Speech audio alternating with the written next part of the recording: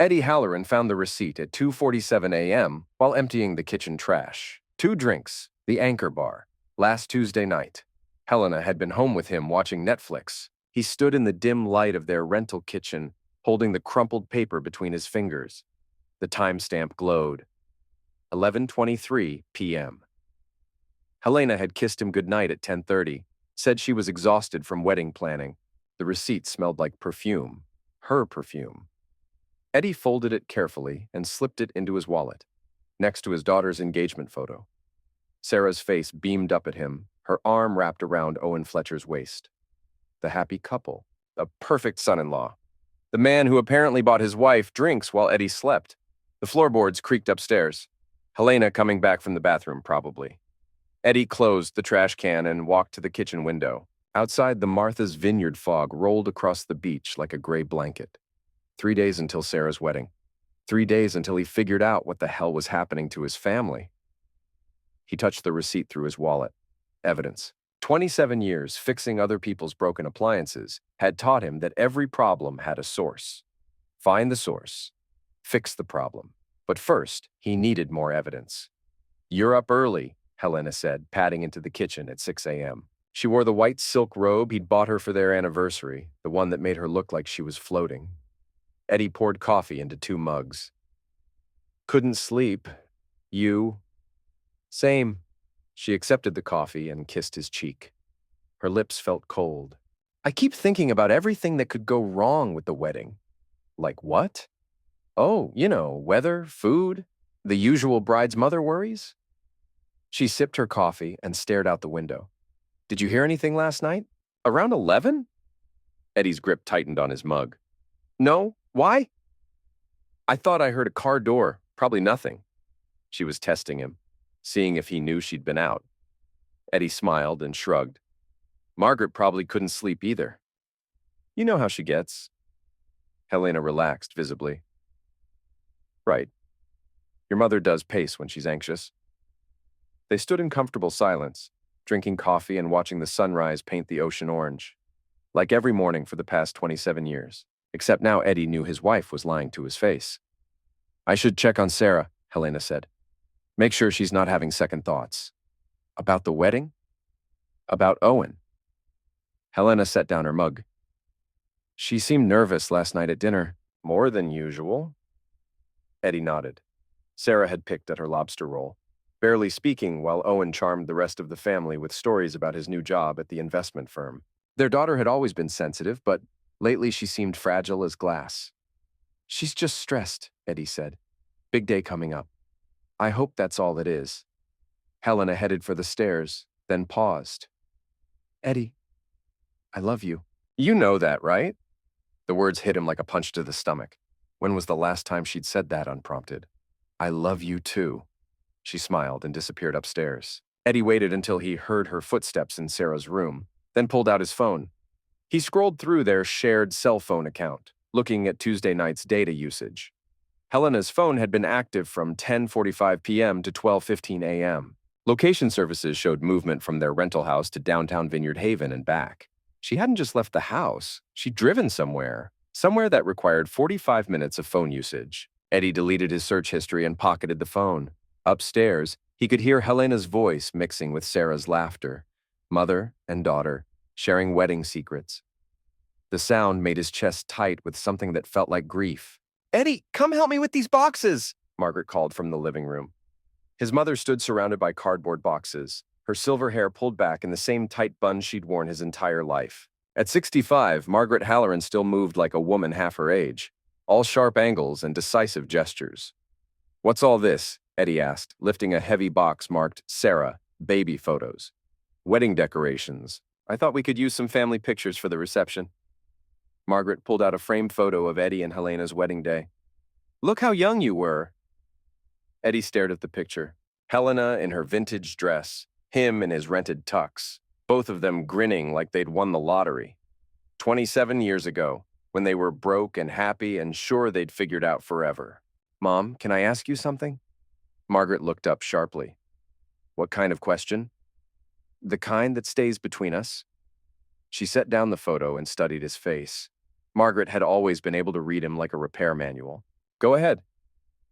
If you suspected someone in the family was keeping secrets, what would you do? Depends on the secret. Margaret's voice went flat. Some secrets protect people, others destroy them. What if it was the destroying kind? Margaret walked to the window and gazed out at the beach. When she spoke, her voice was barely above a whisper. Your father kept secrets, Eddie. Thought he was protecting us. Instead, he nearly lost everything we'd built. Eddie had never heard this story. What kind of secrets? The expensive kind. Margaret turned back to him. Gambling debts, business loans he couldn't repay. By the time I found out, we were 3 months from losing the house. How did you handle it? Margaret's smile was sharp as a blade. I made some calls, had some conversations. Your father learned that secrets are only powerful if you're the only one who knows them. Eddie felt a chill that had nothing to do with the morning air. What are you saying, Mom? I'm saying that sometimes the only way to protect your family is to know everyone's business before they know you know it. Margaret picked up another photo, this one of Sarah's high school graduation. Whatever you're worried about, Eddie, handle it carefully. This family has survived worse than whatever Helena thinks she's hiding. The words hit Eddie like a slap. What makes you think this is about Helena? Margaret's laugh was dry as autumn leaves. Because you're your father's son, and she's not the first beautiful woman to get bored with a good man's love. Eddie stared at his mother, processing the implications. Margaret knew. Somehow, she already knew. How long have you suspected? Suspected what? Margaret's voice carried a warning. Mom. She sighed and sank into the nearest chair. 3 weeks ago, Helena called me, asked if I'd consider selling the house early, before the wedding. Said they could use the money for Sarah's future. Eddie's blood went cold. The house had been in the Halloran family for 40 years. Margaret had always planned to leave it to Eddie and Charlie when she died. What did you tell her? I told her the house wasn't for sale. Margaret's eyes hardened. Then I had my friend at the bank run a credit check. Helena's been applying for loans, Eddie. Big ones. Using the house as collateral. The room seemed to tilt. Eddie gripped the back of a chair to steady himself. Without telling me? Without your signature, which means she doesn't have the legal right to do it. Yet, Margaret stood and walked to him. But if something happened to you, or if you signed certain papers, she'd own half of everything. More than half, if she played it right. Eddie thought about Helena's recent interest in updating their wills, her suggestions about life, insurance policies, her casual questions about his mother's financial planning, puzzle pieces clicking into place with sickening clarity. Eddie, listen to me. Margaret gripped his shoulders. Whatever you're planning to do about this, be smart. Helena isn't just having an affair. She's planning something bigger. How can you be sure? Margaret smiled grimly. Because I taught her everything she knows about real estate. And real estate is just another word for other people's money. Eddie found Owen on the beach at sunset, throwing stones into the surf. His soon-to-be son-in-law wore expensive jeans and a polo shirt that probably cost more than Eddie made in a day. At 24, Owen Fletcher had the kind of easy confidence that came from never having to fix his own problems. Mind if I join you? Eddie asked. Owen startled, then smiled. Of course, Mr. Halloran. Beautiful evening. Call me Eddie. We're going to be family soon. They stood in comfortable silence, watching the waves roll in. Eddie skipped a stone and counted 5 bounces before it sank. Good arm, Owen said. Lots of practice. Brought Sarah here every summer when she was little. Eddie picked up another stone. She loved collecting shells. Had jars full of them in her bedroom? She still does. Our apartment has shells everywhere. Owen's voice went soft when he talked about Sarah. That much seemed genuine. You love her. More than anything. Owen turned to face Eddie. I know I'm not what you probably pictured for her. Different background, different opportunities. But I swear to you, I'll take care of her. Eddie studied the younger man's face. Owen looked sincere, but then again, Helena had looked sincere that morning when she lied about hearing a car door. Owen, can I ask you something, man to man? Sure. Are you in some kind of trouble? Owen went very still. What kind of trouble? Financial, legal, the kind that might make a person do things they wouldn't normally do. Owen was quiet for so long that Eddie thought he wouldn't answer. Finally, he spoke. My family had money once. Lost it all when I was in college. Bad investments, worse luck. I've been trying to build something stable ever since. Is that why you took the job with the investment firm? Partly. Owen threw his stone harder than necessary. Look, Eddie, I'm not proud of my family's mistakes, but I'm not my father. I won't let Sarah suffer for choices she didn't make. Eddie nodded slowly. It sounded rehearsed, like Owen had practiced this conversation in the mirror. What about choices you are making? Owen's head snapped toward Eddie. What do you mean? I mean that sometimes good people make bad decisions when they're desperate, and sometimes those decisions hurt the people they love most. Owen stared at Eddie for a long moment, his face cycling through confusion, understanding, and something that might have been fear. Mr. Halloran, Eddie, if you know something, just say it. Eddie smiled and clapped Owen on the shoulder. I'm just saying that families protect each other, no matter what. You understand? Yes. Yes, I understand. Good. Eddie started walking back toward the house. Dinner's in an hour. Helena's making her famous lasagna. Eddie didn't look back, but he could feel Owen watching him until he disappeared over the dunes. At dinner, Eddie observed his family like a scientist studying specimens. Helena laughed too loud at Charlie's jokes. Sarah pushed food around her plate without eating. Owen kept checking his phone. Margaret watched everyone with the sharp attention of a hawk circling prey. So, Owen, Charlie said, refilling his wine glass for the third time. Tell us about this new job. Investment firm, right? Must be nice working with other people's money? Eddie caught the edge in his brother's voice. Charlie had always resented successful people, especially the ones younger than him. It's challenging work, Owen replied carefully. Lots of responsibility. I bet. What kind of investments do you handle? Charlie, Helena interrupted. Let the boy eat his dinner. It's okay, Owen said. Mostly portfolio management for private clients. Some real estate development funding? Eddie's fork paused halfway to his mouth. Real estate development? Small projects mostly. Residential properties, some commercial renovation. Here on the island? Owen hesitated. Some local properties, yes. Eddie glanced at Helena, who was studying her plate with sudden, intense interest. That's interesting. Helena's in real estate too. Maybe you two could collaborate. Oh, we've discussed it, Helena said quickly. But Owen works with much bigger projects than I do. How big? Margaret asked. Owen set down his fork. Mrs. Halloran? Is this an interrogation? Margaret smiled sweetly. Just curious about my granddaughter's future security. Sarah finally spoke up.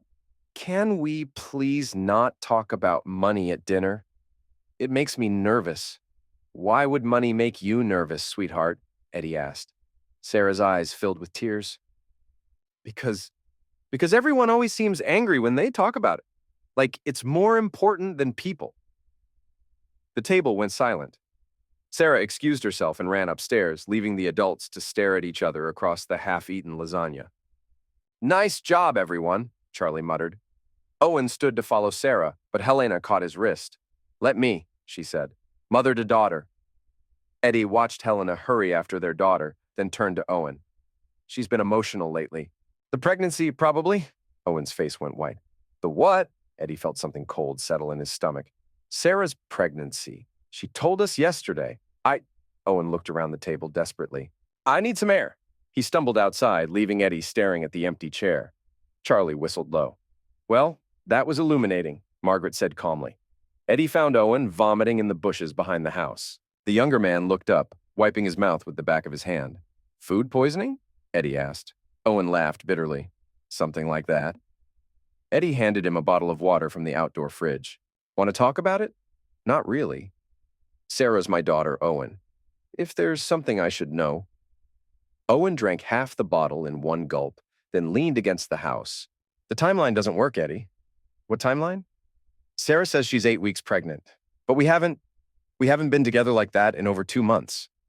Eddie felt the world shift beneath his feet. What are you saying? I'm saying either Sarah's lying about when she got pregnant or... Owen couldn't finish the sentence. Or the baby isn't yours. Owen nodded miserably. She's been distant lately. Secretive. I thought it was wedding stress. But now... Eddie's mind raced through possibilities, all of them ugly. Have you asked her about it? How do you ask the woman you love if she's cheating on you? Eddie almost laughed at the irony. Very carefully. Owen studied Eddie's face. You know something? About Sarah? About what's going on with this family? Eddie was quiet for a long moment, weighing his options. Owen might be part of the problem, but he was also clearly as confused as Eddie was. Owen, I'm going to ask you a direct question, and I need a direct answer. Are you having an affair with my wife? Owen's reaction was immediate and visceral. Jesus Christ, no. Eddie, what the hell? Because if you are, and if Sarah found out, that might explain why she's claiming to be pregnant with your baby when she's actually pregnant with someone else's. Owen stared at Eddie like he'd grown a second head. This is insane. Helena's your wife. Sarah's my fiancée. We're all family. Family members have affairs all the time, Owen. It's not exactly uncommon. Owen was quiet for a long moment, processing. You think Helena's cheating on you? I think someone's lying about something, and I'm tired of being the only person in this family who doesn't know what's going on. Owen ran his hands through his hair. Eddie, I swear to you, I have never touched your wife. Never even thought about it. Eddie believed him. Owen's confusion seemed genuine, his disgust at the suggestion real. Then who? Eddie asked. I don't know, but I'm going to find out. At midnight, Eddie lay in bed listening to Helena breathe beside him. She'd been asleep for an hour, her phone charging on the nightstand within arm's reach. Eddie waited another 10 minutes, then carefully lifted the phone and crept to the bathroom. Helena used Sarah's birthday as her passcode. He'd seen her enter it dozens of times. The phone unlocked on the first try. Eddie scrolled through recent texts, looking for anything unusual. Most were wedding-related. Florists, caterers, the usual chaos of planning a big event. But then he found a thread that made his blood freeze. Eddie stood in the bathroom staring at his wife's phone. He was reading a text exchange with a contact saved only as the letter B. The messages went back for weeks. A message from B read, "Hotel room is booked for Tuesday." "Same place," Helena had replied. "Can't do Tuesday. Eddie will notice." B wrote back, "Then when? We need to discuss the terms." Helena texted, "After the wedding." Once everything's settled, the reply from B was impatient. "Helena, I'm not going to wait forever. Either you're serious about this or you're not." "I'm serious," Helena wrote. "Just give me time." B questioned her.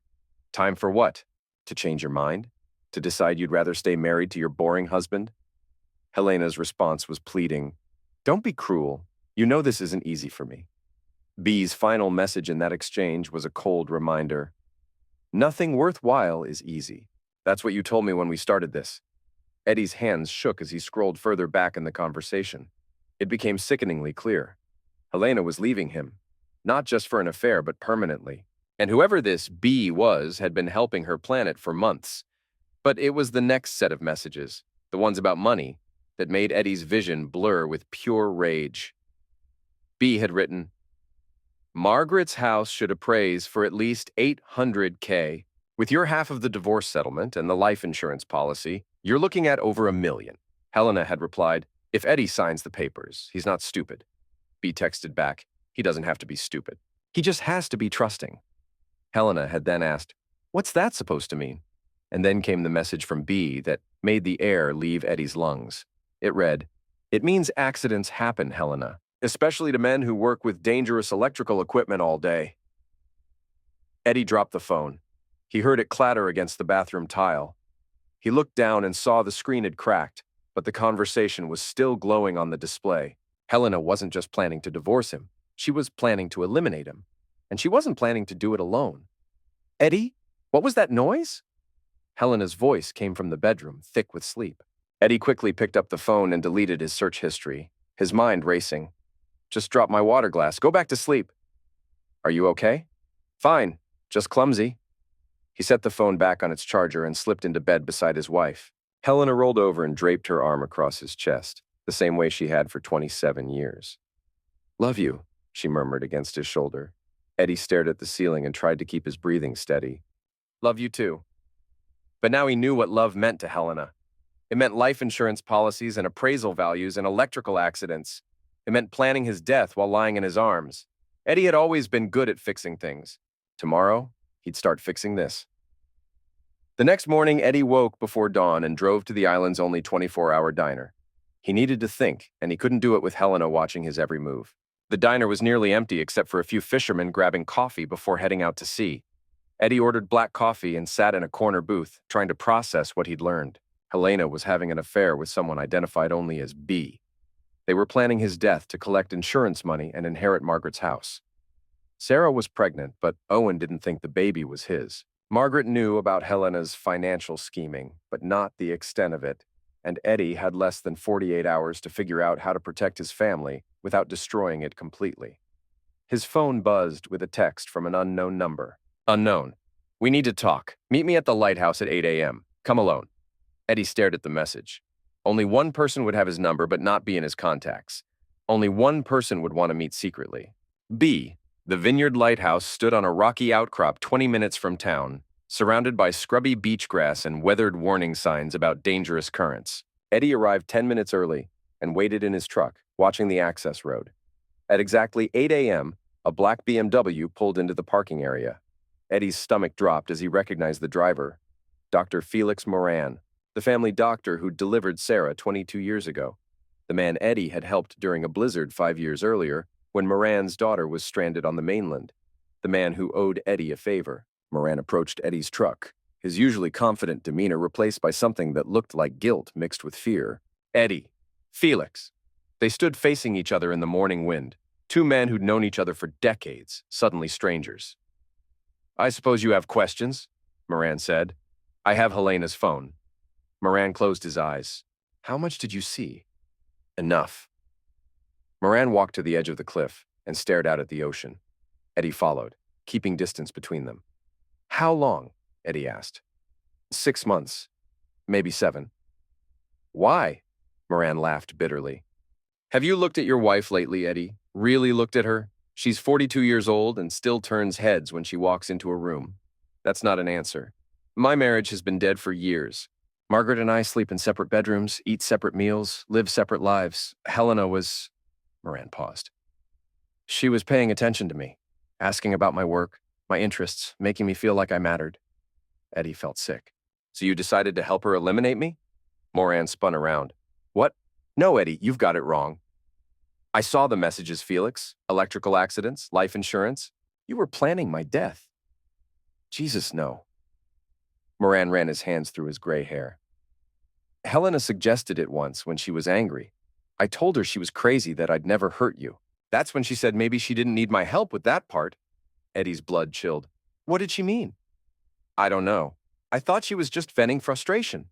Moran's face went pale. Eddie, you don't think she'd actually... I think my wife is capable of things I never imagined. Eddie pulled out his phone. I'm calling the police. Wait. Moran grabbed Eddie's wrist. There's something else you need to know. What? Sarah's pregnancy. I ran the tests last week. Eddie's finger hovered over the call button. And the baby isn't Owen's. The conception date is wrong by at least 6 weeks. Whose is it? Moran was quiet for so long that Eddie thought he wouldn't answer. When he finally spoke, his voice was barely audible over the wind. I think it might be mine. Eddie drove back to the rental house in a daze, Moran's confession echoing in his head. Sarah was pregnant with Dr. Moran's baby. Helena was planning Eddie's death. Owen was an unwitting pawn in a game he didn't understand, and tomorrow was the wedding. Eddie parked in the driveway and sat in his truck trying to formulate a plan. He could call the police, but what would he tell them? That his wife was having an affair and had made vague threats? That his daughter was pregnant by their family doctor? That his son-in-law-to-be was somehow involved in financial fraud? He had suspicions and partial evidence, but nothing concrete enough to stop a wedding or destroy 3 people's lives. Unless he could find more evidence. Eddie walked into the house and found Margaret in the kitchen, making coffee with the focused intensity she brought to all domestic tasks. You're up early, she said without turning around. Couldn't sleep. You? Same. Margaret filled 2 mugs and handed one to Eddie. We need to talk.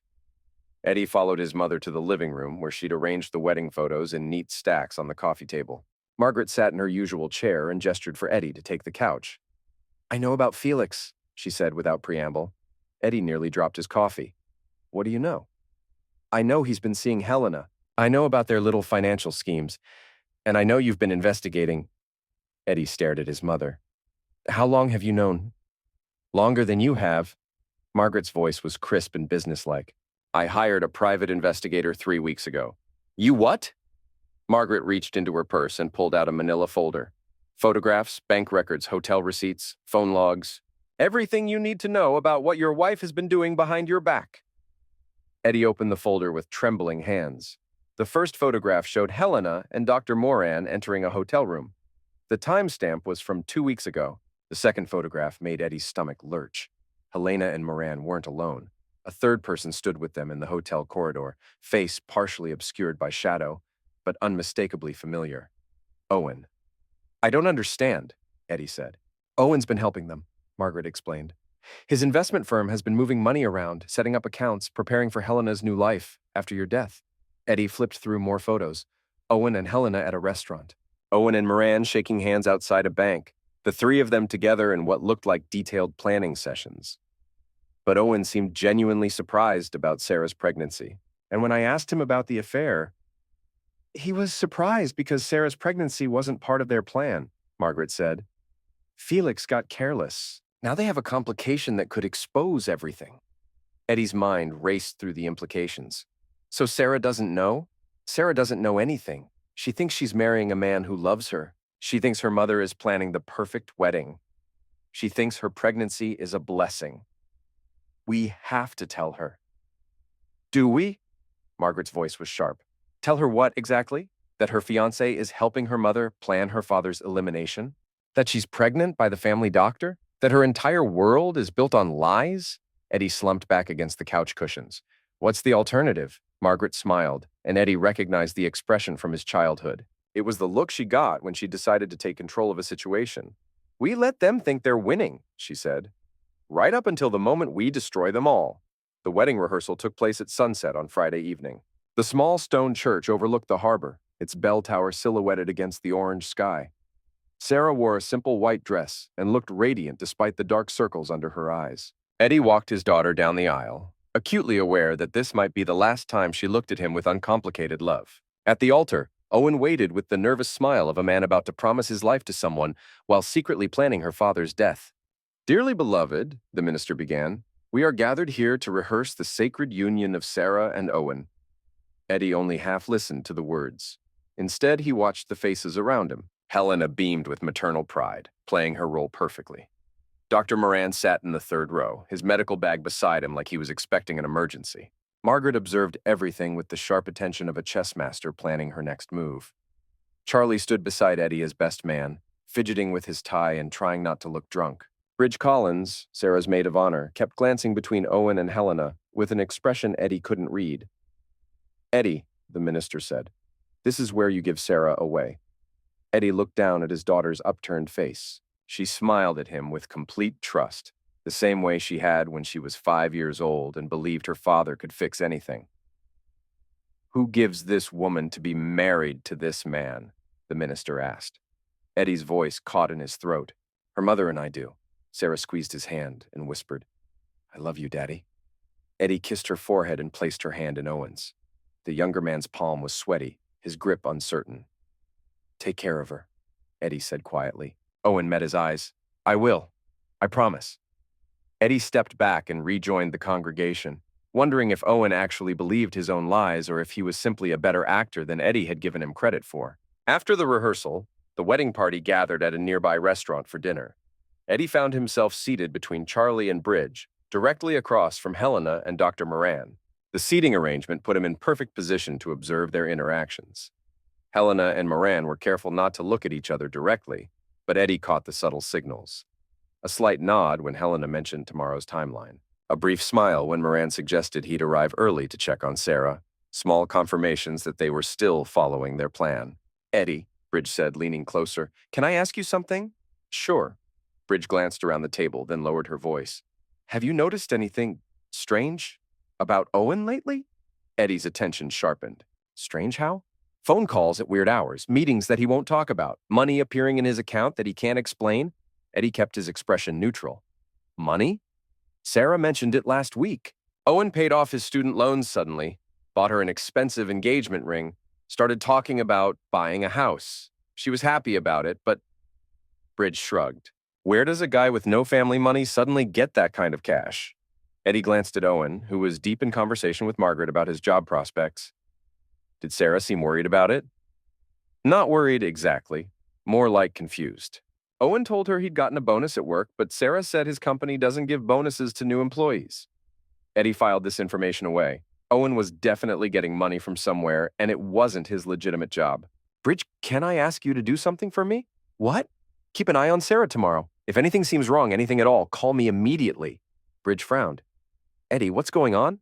I hope nothing, but if something is going on, Sarah's going to need friends she can trust. Bridge nodded slowly. You're scaring me a little. Good. Stay scared. It'll keep you alert. At 11 p.m., Eddie excused himself from the dinner and walked to his truck. Margaret followed him into the parking lot. Ready for tomorrow? She asked. Define ready. Margaret handed him a small digital recorder. Everything they say will be captured. The police will have what they need. Eddie pocketed the device. What if they don't say anything incriminating? They will. People like Helena can't resist gloating when they think they've won. Eddie looked back at the restaurant where his family was toasting Sarah's future happiness with wine and laughter. Mom, what if we're wrong? What if Helena's just having an affair and we're turning it into something bigger? Margaret's expression didn't change. Then we'll have embarrassed your wife and ended your marriage over an infidelity instead of preventing your elimination. I think I can live with that trade-off. Eddie nodded. What about Sarah? Sarah will survive. She's stronger than you think. And Owen? Margaret's smile was cold. Owen made his choice when he decided to help eliminate my son for money. Whatever happens to him, he's earned. Eddie drove home alone, leaving Helena to ride with other family members. He needed time to think, to prepare for tomorrow's confrontation.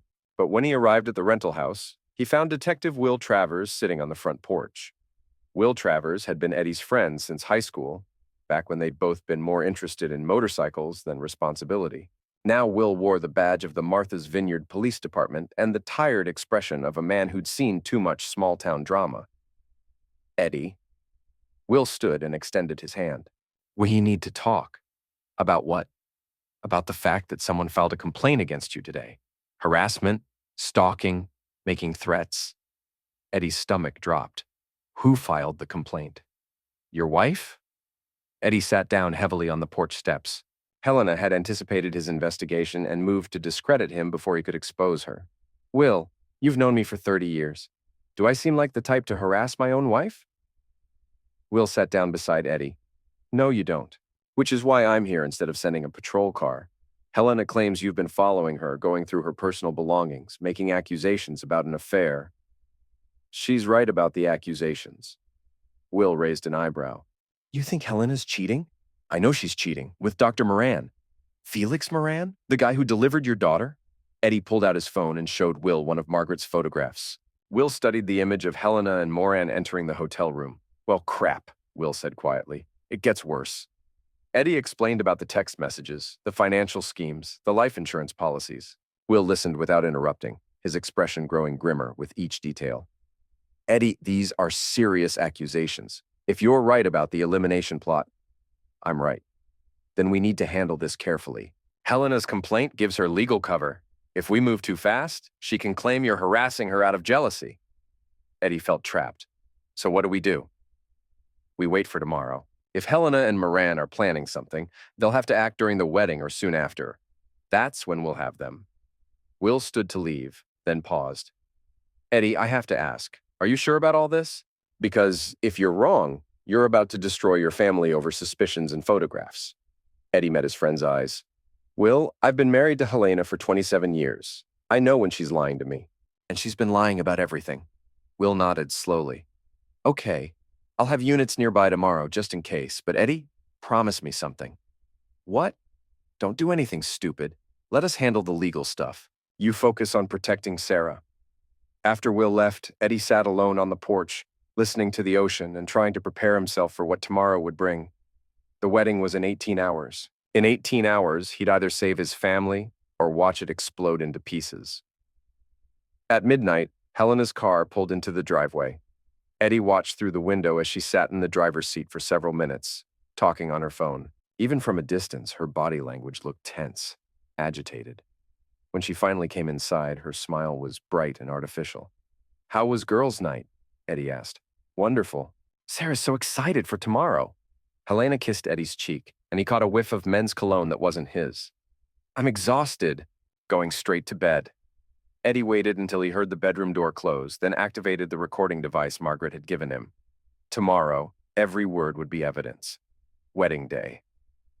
Eddie woke at dawn to find Helena already gone.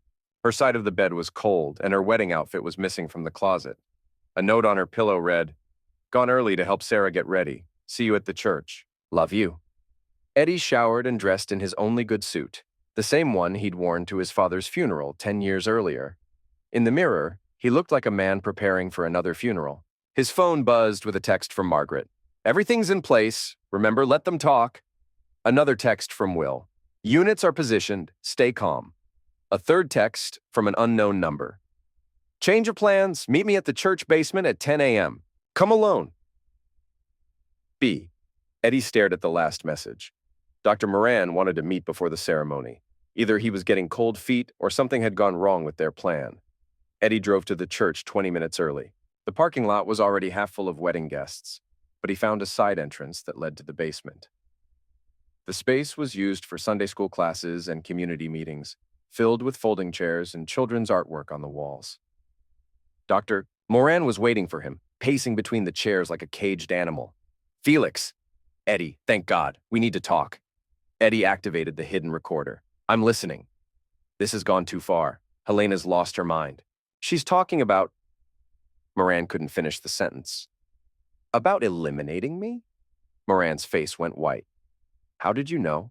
"I know everything, Felix. The affair, the money, the insurance policies. I know about Sarah's baby. I know about Owen's involvement." Moran sank into a folding chair. "Then you know I never wanted any of this to happen. But you went along with it." "At first, it was just an affair. Helena was unhappy. I was lonely. We found comfort in each other." Moran's voice cracked. "Then Helena started talking about leaving you, about needing money for a new life. I helped her understand the financials, the legal options." "When did it turn into elimination?" 3 weeks ago, Helena found out about the pregnancy, realized it would complicate everything. She said we needed a permanent solution." Moran looked up at Eddie with desperate eyes. "I told her I wouldn't be part of it. That's when she brought in Owen." Eddie's blood chilled. "Owen agreed to eliminate me?" "Owen agreed to help stage an accident. Make it look like an electrical mishap at your workshop. Helena said it would be quick, painless." Eddie gripped the back of a chair to keep from falling. His daughter's fiancé had agreed to eliminate him for money. "When?" Eddie asked. "Tonight, after the reception. When you go home to clean up, Owen's going to call you about a problem with the church's electrical system. When you go to fix it—" Moran didn't need to finish. Eddie could picture the scene. Him alone in the church basement, working on a fabricated electrical problem, while Owen arranged a fatal accident. "What changed your mind?" Eddie asked. "Sarah." Moran's voice broke. "Yesterday, she asked me to be her baby's godfather. She was so happy, so trusting. She called me Uncle Felix and said she wanted her child to know me as family." Eddie felt a surge of pity for the broken man in front of him. "Felix, you have to help me stop this." "How?" "If I go to the police, I'm admitting to conspiracy to commit elimination. I'll lose my medical license, go to prison. If you don't go to the police, I'll be dead by midnight." Moran buried his face in his hands. "There's something else you need to know." "What?" "Margaret's house. Helena found out your mother changed her will last month. Everything goes to a trust for Sarah's children now, not to you and Charlie." Eddie processed this information. "So eliminating me wouldn't give Helena access to the house?" "No, but Helena doesn't know that. Margaret told her the will was unchanged." Eddie's admiration for his mother grew. Margaret had been playing chess while everyone else was playing checkers. "Felix, here's what's going to happen. You're going to walk upstairs and perform your role in Sarah's wedding. You're going to smile and dance and act like everything's normal. And then? And then, you're going to let Helena and Owen dig their own graves." The wedding ceremony began at 11 a.m. under threatening gray clouds. Eddie walked Sarah down the aisle for the second time in 2 days, but now every step felt like a countdown to disaster. Sarah looked beautiful in her grandmother's wedding dress, altered to accommodate her early pregnancy. She glowed with happiness, unaware that her groom was planning her father's elimination, and her doctor was the father of her unborn child. At the altar, Owen waited with a smile that looked carved from stone. Eddie placed Sarah's hand in Owen's and whispered, "Remember what I said about taking care of her?" Owen's grip tightened. "I remember." Eddie stepped back and caught Margaret's eye. She nodded slightly, confirming that recording devices were active and positioned throughout the church. "Dearly beloved," the minister began, "we are gathered here today to witness the union of Sarah and Owen in holy matrimony." Eddie barely heard the words. He was watching Helena, who stood in the front row wearing a navy dress and a smile that didn't reach her eyes. Every few minutes, she glanced at her phone, checking messages. Dr. Moran sat 3 rows back, sweating despite the cool morning air. Charlie fidgeted beside Eddie, clearly hungover but trying to look respectable. Bridge Collins stood beside Sarah as maid of honor, her eyes red from crying. She'd been Sarah's best friend since childhood, and Eddie wondered if she suspected the truth about Owen. "If anyone objects to this union," the minister said, "speak now or forever hold your peace." Eddie's heart pounded. This was his moment. He could stop the wedding, expose Owen's involvement in the elimination plot, save his daughter from marrying a man who'd agreed to eliminate her father. But then he saw Sarah's face, radiant, trusting, happy. Eddie stayed silent. "Owen," the minister continued, "do you take Sarah to be your wife, to have and to hold in sickness and in health, for richer or poorer, until death do you part?" Owen's voice was steady. "I do." "Sarah, do you take Owen to be your husband, to have and to hold in sickness and in health, for richer or poorer, until death do you part?" "I do." Sarah's voice rang clear and strong. "By the power vested in me, I now pronounce you husband and wife. Owen, you may kiss your bride." The kiss seemed to last forever. The congregation erupted in applause. Helena wiped away tears that might have been genuine. Margaret watched everything with the intensity of a scientist observing a crucial experiment. Eddie clapped along with everyone else, playing his role as the proud father, while his heart broke into pieces. The reception was held in the church's fellowship hall, decorated with flowers and fairy lights that made everything look magical despite the storm clouds gathering outside.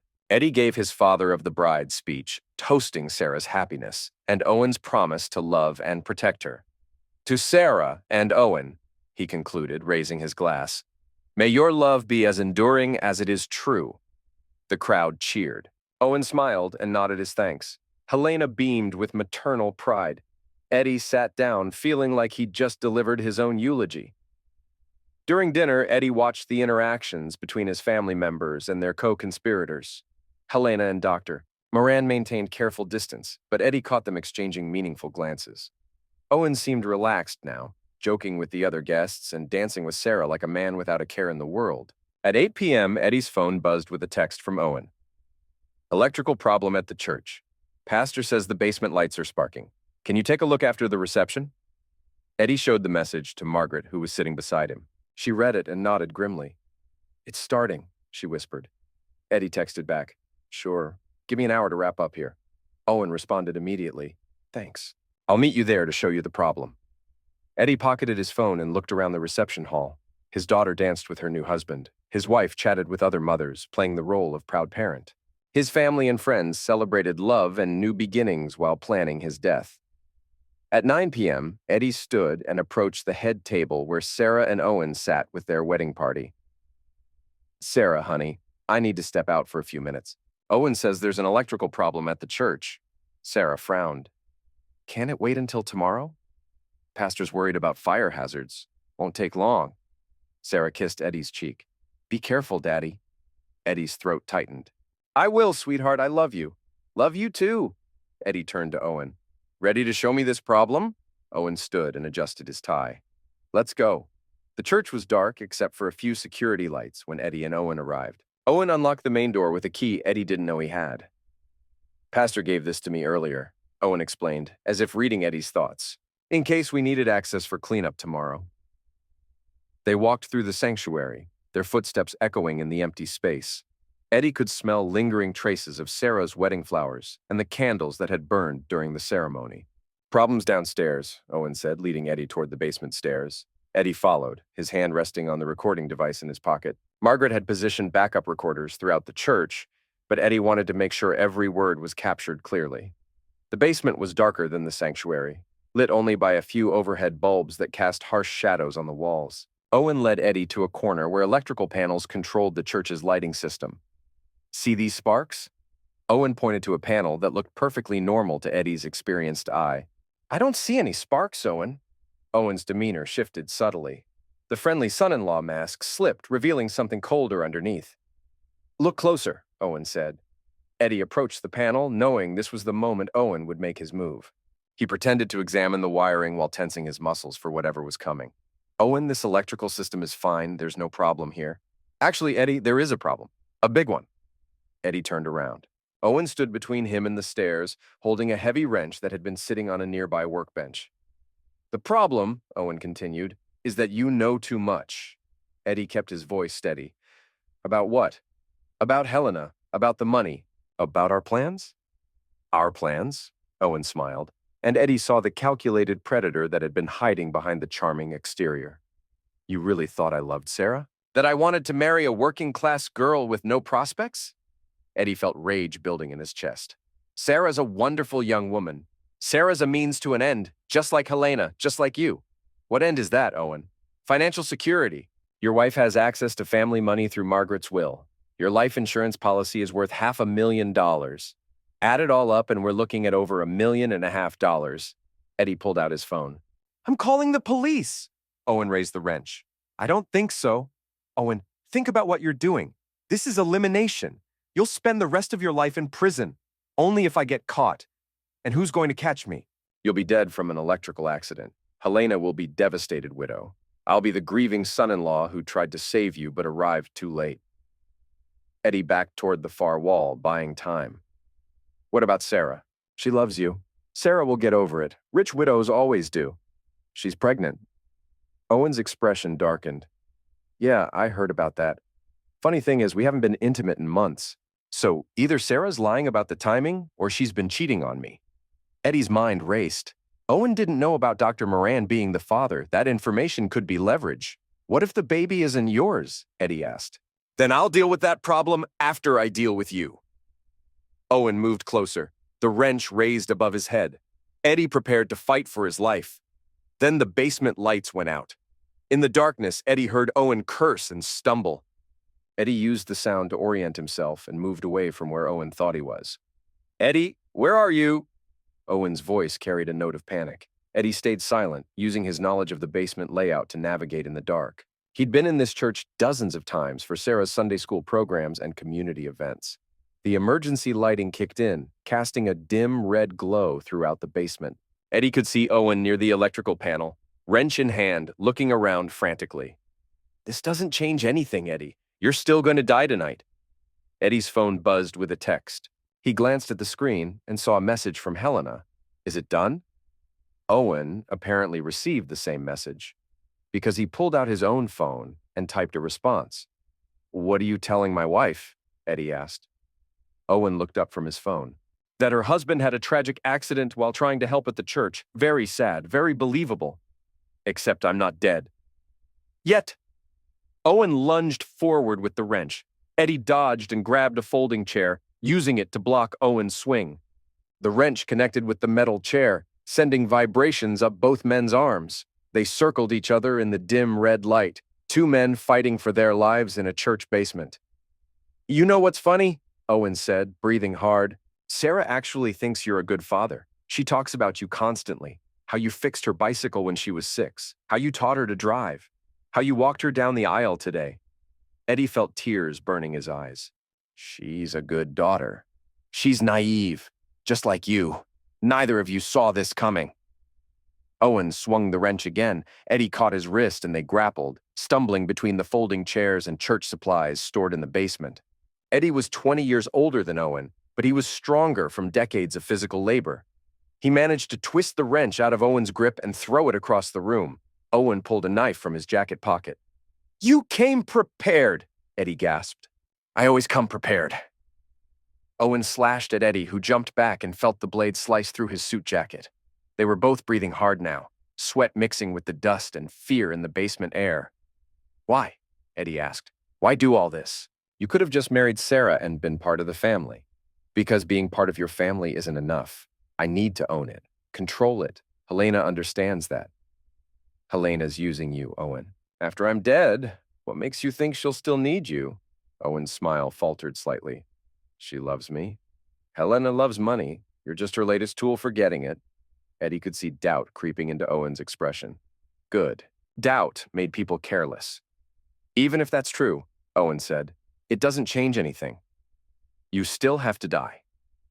Owen lunged with the knife. Eddie grabbed another folding chair and swung it like a bat, connecting with Owen's ribs. Owen doubled over, gasping. Eddie didn't wait. He ran for the stairs. Behind him, he heard Owen recovering, cursing, chasing after him. Eddie made it to the sanctuary before Owen caught up. They faced each other between the pews where Sarah had been married 6 hours earlier. You can't run forever, Eddie. I don't need to run forever. I just need to run long enough. Eddie's phone rang.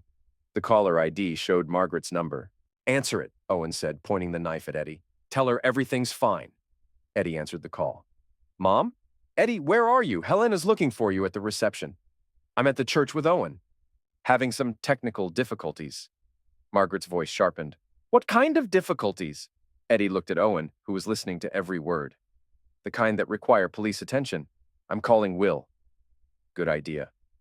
Eddie hung up. Owen's face had gone pale. How much did she hear? Enough.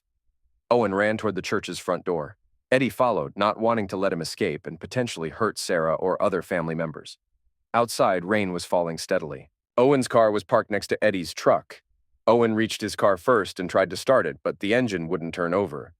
Eddie smiled grimly. Margaret had been thorough in her preparations. Owen got out of the car and faced Eddie in the rain.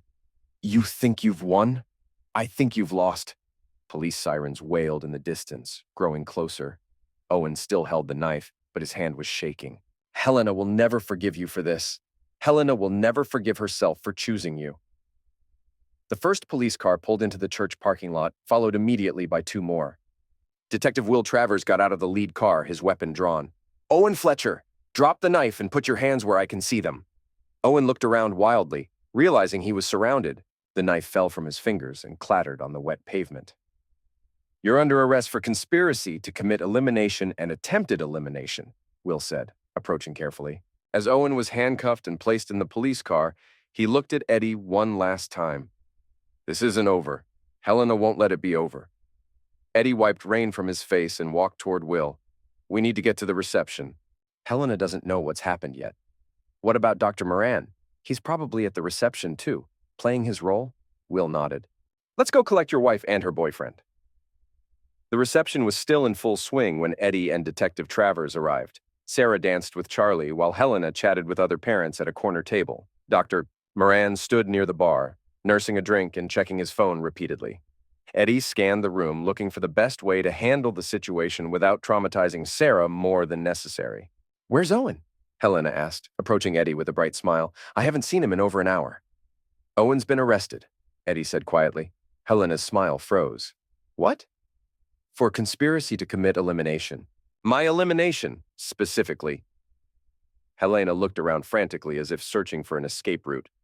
Eddie, I don't know what you're talking about.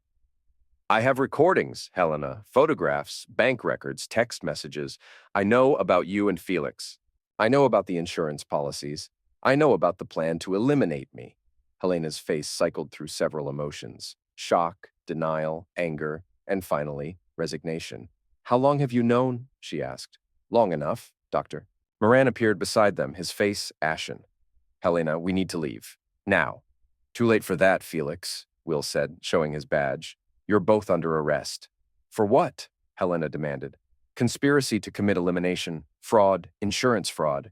Adultery isn't illegal, but the rest of it will put you away for 20 years.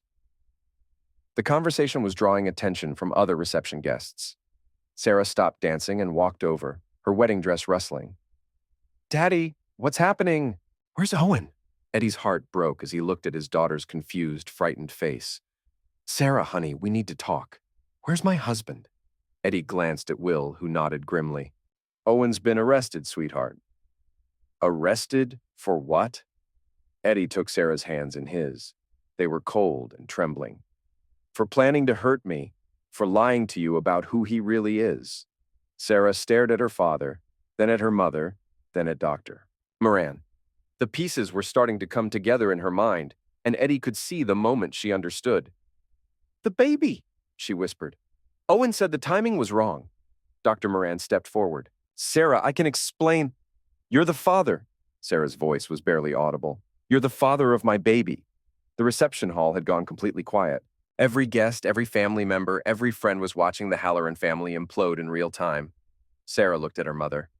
How long, Sarah, please, how long have you been sleeping with Dr. Moran while planning to eliminate my father? Helena couldn't answer. She just stood there in her navy dress, exposed and defeated. Sarah turned to Eddie.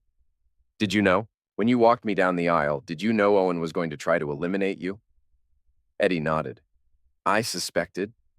Why didn't you stop the wedding? Eddie's voice cracked. Because I wanted you to have one perfect day. One day where you felt loved and safe and happy. Sarah started crying then, deep sobs that shook her entire body. Bridge Collins rushed over and put her arms around her best friend. Get her out of here, Eddie told Bridge. Take her somewhere safe. As Bridge led Sarah away, Helena made one last desperate play. Eddie, please, we can work this out. As a family. Eddie looked at his wife of 27 years.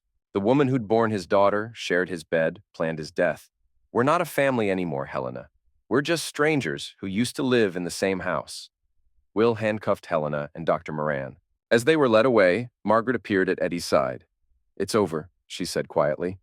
Eddie watched his wife disappear into the police car, then looked around the empty reception hall. Flowers still decorated the tables. Sarah's wedding cake sat untouched. The DJ played music to an empty dance floor. No, Eddie said, it's just beginning. 3 months later, Eddie sat in the courthouse hallway, waiting for the final sentencing hearing. Helena had pled guilty to conspiracy and fraud charges in exchange for a reduced sentence. Dr. Moran was facing medical license revocation and 5 years in prison. Owen had received 15 years for attempted elimination and conspiracy. Sarah sat beside Eddie, her pregnancy now visible beneath her black dress. She'd moved back home after Owen's arrest, filing for annulment and trying to rebuild her life. Are you sure you want to be here for this? Eddie asked. Sarah nodded. I need to hear her say it. I need to understand why.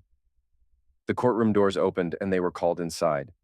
Helena sat at the defendant's table, looking older and smaller than Eddie remembered. She'd lost weight in jail, and her hair had gone gray at the roots. The judge read the charges and sentences methodically. Helena would serve 8 years for conspiracy to commit elimination and insurance fraud. Dr. Moran received 6 years and permanent loss of his medical license. Owen's sentence stood at 15 years with possibility of parole in 10. Mrs. Halloran, the judge said, do you have anything to say before sentencing is finalized? Helena stood slowly and turned toward Eddie and Sarah. I want to say that I'm sorry. Not because I got caught, but because I lost sight of what was important. She looked directly at Sarah. I thought money would solve our problems. I thought starting over with someone new would make me happy. I was wrong about everything except one thing. What's that? Sarah asked. I was wrong to think I could improve on the family I already had. Helena sat down. The judge banged his gavel. Sentencing is complete. Court dismissed. As Helena was led away in handcuffs, she looked back at Eddie one last time. He saw regret in her eyes, but also something else. Relief, maybe, or exhaustion. Outside the courthouse, Eddie and Sarah stood in the afternoon sunlight. What happens now? Sarah asked. Now we figure out how to be a family without her. Sarah placed her hand on her growing belly. What about the baby? Eddie looked at his daughter, seeing Helena's beauty and his own determination in her face. The baby will be loved. That's all that matters. They walked to Eddie's truck together. As they drove home, Sarah was quiet for a long time. Daddy? Yeah? Do you think she ever really loved us? Eddie considered the question carefully. I think she loved us as much as she was capable of loving anyone. It just wasn't enough. Sarah nodded and stared out the window at the passing landscape. I hope I'm better at it than she was. You will be. That evening, Eddie sat on his porch watching the sunset. Margaret joined him with 2 cups of coffee. Any regrets? She asked. Eddie thought about Helena in her jail cell, Owen in his, Dr. Moran facing the ruin of his career. He thought about Sarah trying to rebuild her life as a single mother. He thought about the 27 years of marriage that had ended in betrayal and conspiracy. About stopping them? No. About Helena? Eddie sipped his coffee and watched the sun disappear behind the trees. I regret that she felt like she had to choose between loving us and having what she wanted. I regret that we weren't enough for her. Margaret patted his shoulder. Some people aren't built for contentment, Eddie. They're always looking for something better, something more. Helena was one of those people. What about me? What am I built for? Margaret smiled. You're built for fixing things, and right now, Sarah needs fixing more than any appliance you've ever worked on. Eddie nodded. Inside the house, he could hear Sarah moving around the kitchen, preparing dinner for the three of them. The sound was comforting, normal, hopeful. Think she'll be okay? She's a Halloran, Margaret said. We're tougher than we look. As if summoned by their conversation, Sarah appeared in the doorway. Dinner's ready. Eddie stood and followed his mother and daughter inside. The kitchen table was set for 3, not 4. Sarah had made pot roast, Eddie's favorite. They sat down together and said grace, thanking God for family, for survival, for second chances. After dinner, Eddie helped Sarah with the dishes while Margaret watched the news. Daddy, Sarah said quietly, there's something I need to tell you. Eddie's stomach tightened. What is it? I've been thinking about the baby, about what to name it. Oh. If it's a girl, I want to name her Margaret. After Grandma. Eddie smiled. She'd like that. And if it's a boy. Sarah paused, looking nervous. I want to name him Edward, after you. Eddie felt tears burning his eyes. Sarah, you don't have to. Yes, I do. You saved us, Daddy. You saved me from marrying someone who would have destroyed our family. You saved yourself from people who wanted to eliminate you. You saved all of us. Eddie hugged his daughter, feeling her growing belly pressed against him. Inside, his grandchild moved and kicked, already fighting for space in the world. We saved each other, he said. Outside, night fell over Martha's vineyard. The ocean continued its eternal rhythm against the shore. In houses across the island, families gathered for dinner, shared their days, made plans for tomorrow. In one of those houses, 3 generations of Hallorans sat together in the living room. Margaret knitted baby clothes.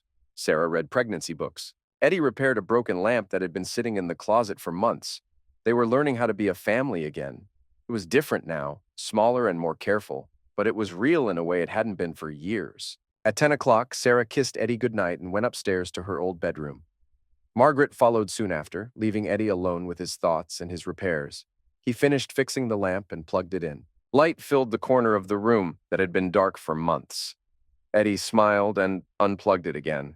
He'd fixed another broken thing. Tomorrow, he'd fix something else. The day after that, something else again. It's what he did. It's who he was. Eddie Halloran, the fixer, the protector, the man who'd saved his family from the people who claimed to love them. He turned off the living room lights and headed upstairs. In her bedroom, Sarah was already asleep, one hand resting on her belly. In the master bedroom that used to belong to Eddie and Helena, Margaret snored softly. Eddie went to his own room, the guest room that had become his sanctuary, and lay down on the narrow bed. Through the window, he could see the lighthouse in the distance, its beam sweeping across the dark water in regular intervals, warning ships away from dangerous shores, guiding them home to safety, just like he'd done for his family. Eddie closed his eyes and slept dreamlessly for the first time in months.